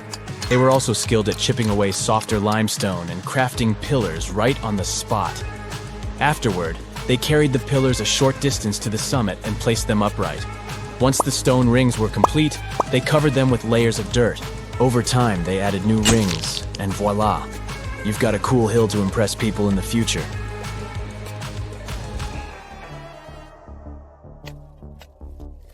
During their first year of excavation, the team went through 15,000 pieces of animal bones from wild creatures. These people didn't have pet animals or grow their own food. They hunted wild animals for their meals. But things were about to change, because the place had everything they needed to start farming. Scientists say they had wild sheep and wild grains that could be domesticated. And guess what? Just 20 miles away, geneticists found evidence of the world's oldest domesticated strains of wheat at a prehistoric village.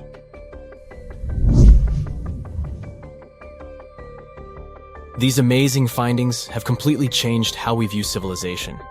In the past, experts believed that people needed to learn how to farm and settle in one place before they could build temples and develop complex societies. But guess what? Schmidt's research flips that idea on its head. He claims that the incredible effort put into constructing these astonishing structures actually set the stage for the development of advanced societies. It means that societal and cultural changes happened before agriculture. Schmidt has this fascinating hypothesis about Göbekli Tepe. He thinks it could have been a special burial site where people left their loved ones. And here's the twist. The burial site was adorned with fancy statues and symbols representing deities from the spiritual realm. The idea that Göbekli Tepe could have served as a sacred place adds another layer of complexity to the whole story. While the site's true purpose may remain elusive, Schmidt's insights invite us to consider the profound interplay between life and the afterlife, and the deep reverence ancient hunter-gatherer societies may have had for their departed ancestors. Now let's talk about the stars of the show, the mesmerizing T-shaped columns that dominate Göbekli Tepe. These mysterious structures range from 10 to 20 feet tall and most likely represent stylized human figures. But one figure stands out from the rest, the three-dimensional lion relief. This depiction really fires up our imagination. Why? Because it hints at the possibility that lions roamed Anatolia during the Neolithic period.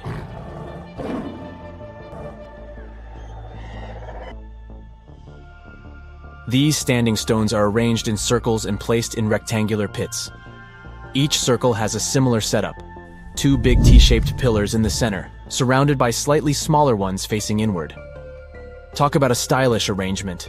These towering pillars reach a whopping 16 feet and weigh between 7 and 10 tons.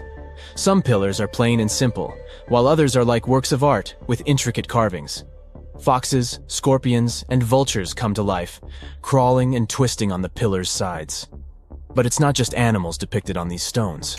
Some pillars have abstract shapes representing humans, and even small carvings of clothing items. Some of them even have belts. Now, there's one pillar that stands out from the rest like a rock star. This super old stone pillar suggests that a comet crashed into Earth. It happened during a chilly period that lasted about 1,000 years. Previous studies examining Greenland ice cores hinted at this comet theory, but now the carvings at Göbekli Tepe prove it right.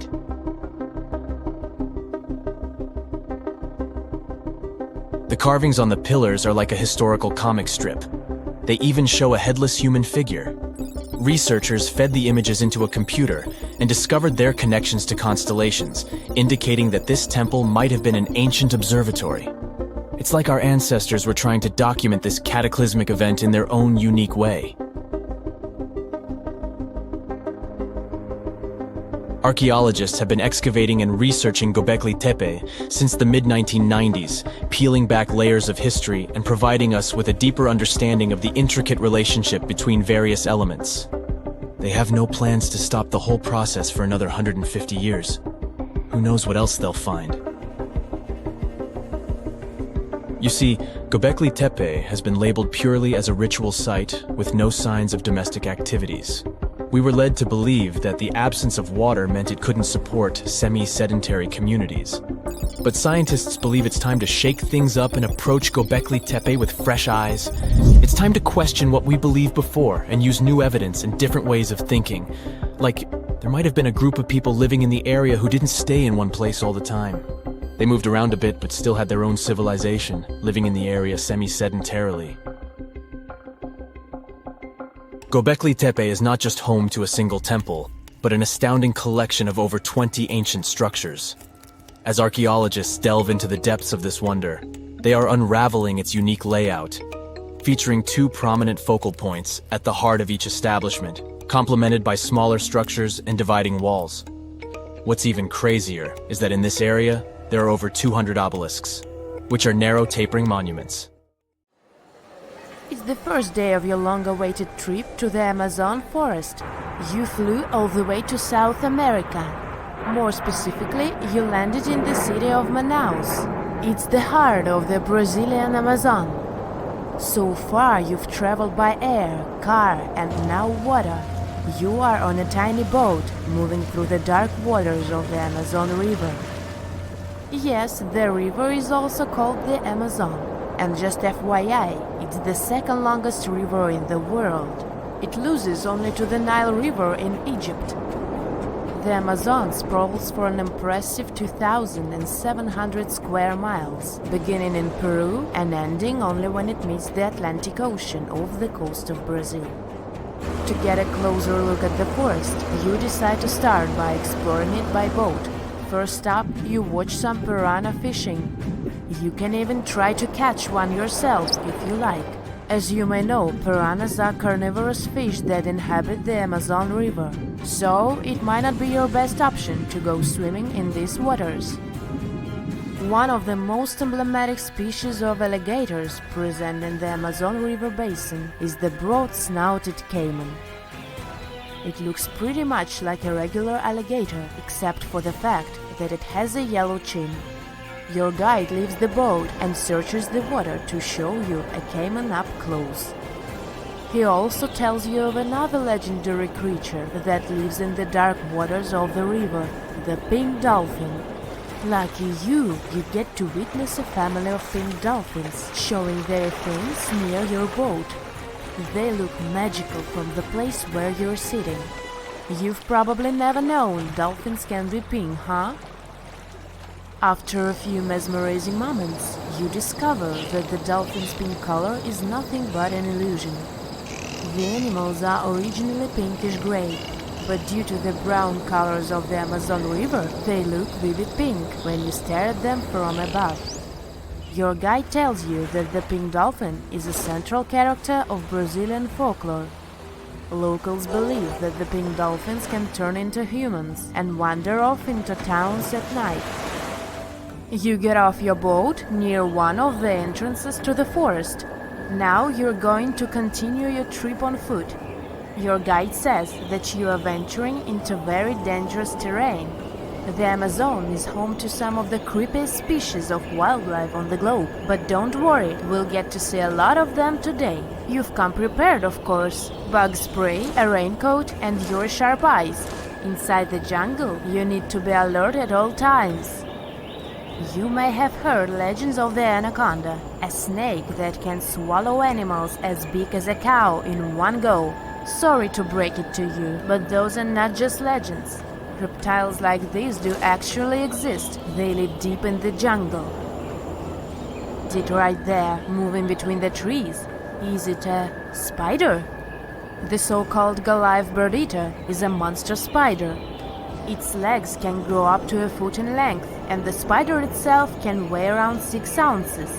It's also known as the king of tarantulas. You shouldn't get too close, of course. It's not venomous to humans, but its bite can surely sting. As its name suggests, the Goliath bird-eater can even eat birds, as long as they are smaller than it is. Up next, you run into another species of spider that draws your attention. This one is so tiny that you almost don't see it. It's known by the popular name of the decoy spider. You see one of its creations, a gigantic spider built by the tiny Cyclosa spider in order to scare off large predators. This is as amazing as it is creepy. A spider that uses the remains of other insects and dry leaves to create the image of a large spider on its web. If it fools predators, perfect!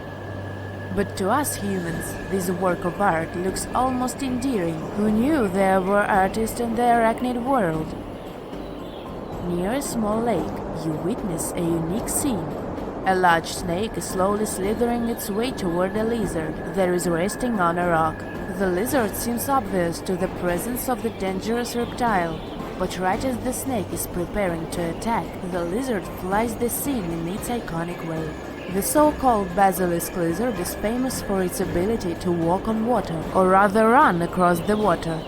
This isn't an illusion, just a matter of balancing. The small lizard moves its legs on top of the water very fast, while its long tail serves as a counterweight. I wish I could do that. If you've ever wondered what a frog looks like on the inside, you've come to the right place. Right in front of your eyes, there is a rare local species of frog. It's known as the glass frog. This species of amphibian has a type of transparent skin that is completely see-through. In other words, you can see the frog's interior with astounding clarity. It's as if you had X-ray vision. Moving on with your journey, soon you come across a pond. Floating on its water is probably the biggest water lily you've ever seen in your life. These huge plants are also known as the Victoria Amazonica. They can measure up to 8 feet across and hold the weight of a grown-up person. But I wouldn't recommend trying to climb on it if I were you. Just cause, you know, it's the Amazon forest we're talking about. The wildlife here is amazing, but the forest itself is also a sight. There are over 80,000 species of plants and trees grown in the Amazon rainforest. In fact, you can find 10% of all the world's wildlife in this jungle. An estimated 400 billion trees grow on the gigantic area the forest occupies. Of course, this place is bound to be biodiverse, right? You won't be able to witness this phenomenon during your trip, but your guide tells you about a unique species of tree that is famous for being able to walk. Yep, you've heard correctly. There are walking trees in the Amazon rainforest. They don't have legs or anything like that, but they do move around in search of better lighting conditions. The Amazon canopy is so thick that only 1% of sunlight can reach the forest floor. Because of this, some trees end up getting less sunlight than others. The so-called walking palm trees seem to be adapted to this situation. They grow new roots, which helps them move for 1 to 2 inches per day. They can walk up to 65 feet per year. Maybe that's what inspired John Ronald Reuel Tolkien to create ants, huh? Those are pretty similar tree beings that roam freely around the world. I kid you not, it's not only wildlife that inhabits the Amazon. Actually, over 30 million people live in the forest. And there are also ancient settlements that scientists believe to have been thriving there. And I'm not talking about El Dorado, that's just a myth. But in 2018, a groundbreaking study showed that up to 1 million people probably inhabited the Amazon, between 1250 and 1500 CE. Can you imagine that? Working alongside local indigenous people, researchers from the University of Florida found several mounds in the Amazon. Besides these mounds, they also discovered interesting ditches and geoglyphs. After mapping all of these recurring mounds, scientists understood that this was a sign of an ancient settlement. They found remnants of carefully designed walls centered around plazas. This could only mean that these ancient cities were big and could host hundreds of thousands of people. These findings brought back the idea that the Amazon could have been home to thriving civilizations way before the Europeans arrived there. But rather than cities drenched in gold, they were simply well-developed agricultural societies. Strange and amazing items are discovered often, but figuring out what our ancestors were up to is pretty tough. Especially when all you have are just some rusty cups and cave drawings. It's no surprise that even the experts in lab coats sometimes make mistakes. But it's not just about dusty plates and huge stones. Sometimes there's even humans with large heads. So grab your digging tools and let's travel back to ancient times to explore incredible societies that even scientists can't fully explain. Sardinia may look idyllic now, but I'm not gonna lie, I wouldn't fancy visiting it 3,000 years ago. Rumor has it, terrible giants roamed around this island back then. People even talk about finding human skeletons over 13 feet tall there, although nobody's ever shown anything to prove it. But the stories will make you wonder because some weird stuff has definitely happened. In 1974, over 5,000 pieces of broken stone artifacts were found in a part of the island called Monte Prama, but instead of being displayed in a museum, they were locked up in an underground vault for about 30 years. Sounds a bit suspicious, doesn't it? When they were finally displaced in 2005, scientists put the pieces together to find statues of 38 giant men standing 8 feet tall. Not quite as tall as the legendary skeletons, but still pretty huge. It's thought these statues were made by the Nuragic people, who lived on the island a long time ago. Besides giant statues, they also built over 8,000 massive stone buildings. Perhaps Nuragic weren't giants themselves, but they definitely liked their things big. I do too. I like a big number of likes on our videos. That would be pretty great. Thank you if you liked this and subscribed. Now back to the video.